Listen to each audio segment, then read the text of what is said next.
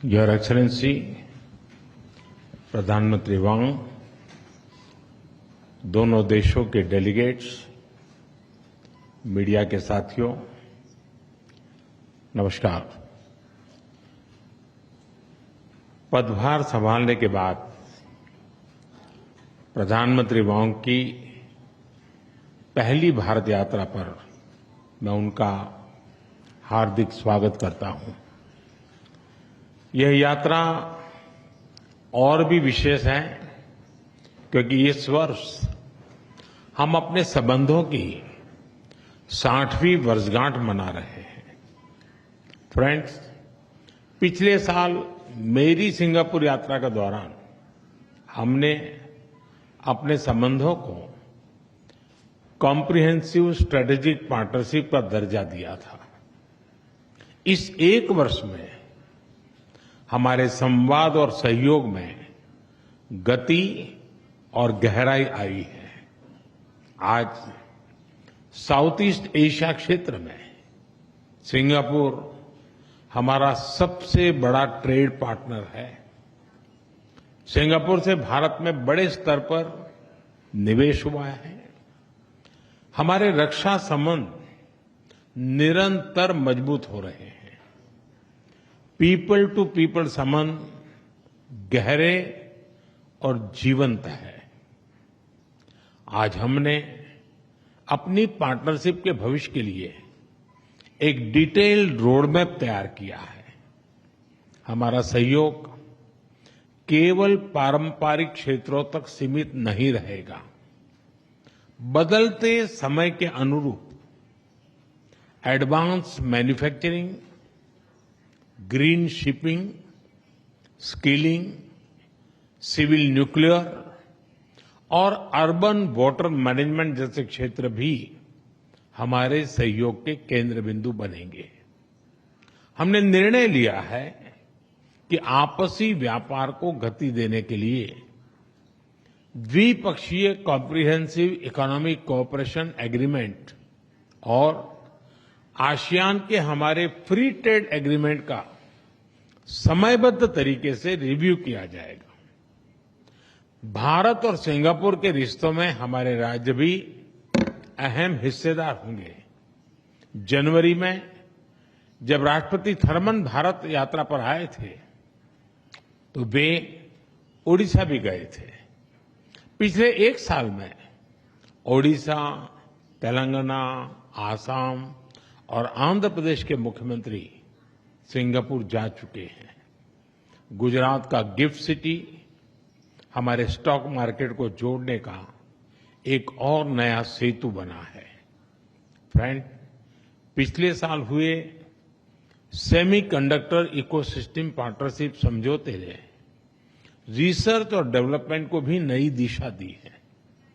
Semicon India conference में Singapore की कंपनियों उनका बढ़ चढ़ करके हिस्सा लेना ये अपने आप में बहुत बड़ी बात थी। चेन्नई में सिंगापुर का एक national centre of excellence for skilling स्थापित करने में सहयोग देगा। यह सेंटर एडवांस मैन्युफैक्चरिंग के क्षेत्र में स्किल्ड मैन पावर तैयार करेगा। फ्रेंड्स, टेक्नोलॉजी और इनोवेशन हमारी साझेदारी के मजबूत स्तंभ है। हमने तय किया है कि एआई, क्वांटम और अन्य डिजिटल टेक्नोलॉजीज में सहयोग को बढ़ाया जाएगा। आज स्पेस सेक्टर में हुए समझौते से अंतरिक्ष विज्ञान क्षेत्र सहयोग में एक नया अध्याय जुड़ रहा है।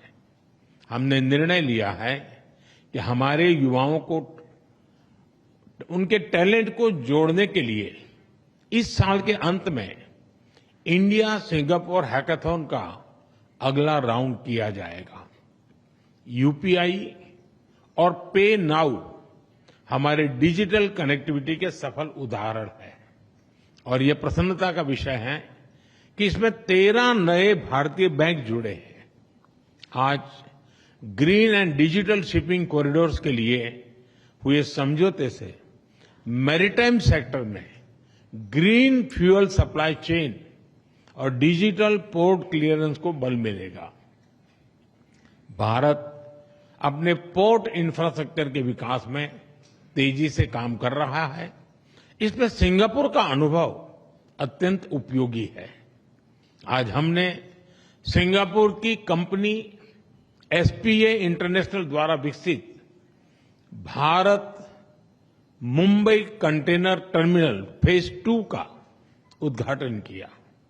यह हमारे कंटेनर हैंडलिंग की क्षमता को और बढ़ाएगा। फ्रेंड्स, सिंगापुर हमारी एक्ट ईस्ट पॉलिसी का एक महत्वपूर्ण स्तंभ है।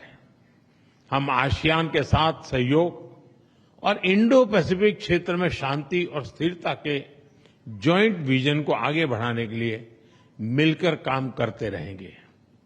आतंकवाद को लेकर हमारी समान चिंताएं हैं।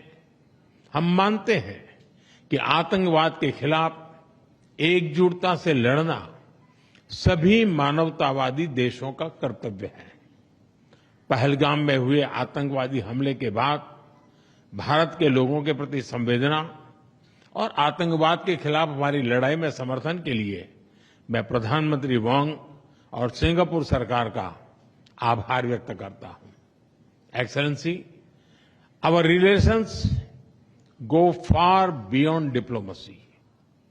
This is a partnership with purpose, rooted in shared values, guided by mutual interests and driven by a common vision for peace, progress and prosperity. हमारी इस भागीदारी में आपकी निजी प्रतिबद्धता के लिए मैं आपका आभार व्यक्त करता हूं। बहुत बहुत धन्यवाद। Thank you. Thank you, sir. May I now request His Excellency Mr. Lawrence Wong, Prime Minister of the Republic of Singapore, to give his remarks to the media. Your Excellency Prime Minister Narendra Modi, Excellencies, ladies and gentlemen, thank you, Prime Minister Modi, for the warm and gracious hospitality extended to me and my delegation. 10 years ago, I joined then President Tony Tan on his state visit to commemorate the 50th anniversary of diplomatic ties between Singapore and India. Today, 10 years later, I'm glad to be back on my first official visit as Prime Minister and to celebrate 60 years of close and enduring friendship between our two countries. Over this past decade, India has made remarkable advances under Prime Minister Modi's leadership. India is now the fourth largest economy in the world, with a dynamism and influence felt far beyond its borders. Our bilateral relationship has grown in tandem. Singapore is the largest foreign investor in India, accounting for around a quarter of India's foreign direct investment inflows. And our cooperation now spans a wide and diverse range of fields. Last year, PM Modi and I agreed to elevate relations to a comprehensive strategic partnership, or a CSP. This morning, we had fruitful discussions on how we can take this CSP forward. The Prime Minister has highlighted quite a number of areas, and I will reiterate a few of them. First, Singapore will continue to support India's skills development journey. We are honored to accept India's invitation to be a global partner for the National Center of Excellence in Chennai, which will focus on advanced manufacturing. We will also collaborate with India to set up state-level skills centers to meet industry needs in sectors like aviation, maintenance, repair and overhaul, and semiconductors. Second, we will expand cooperation in manufacturing and industrial development.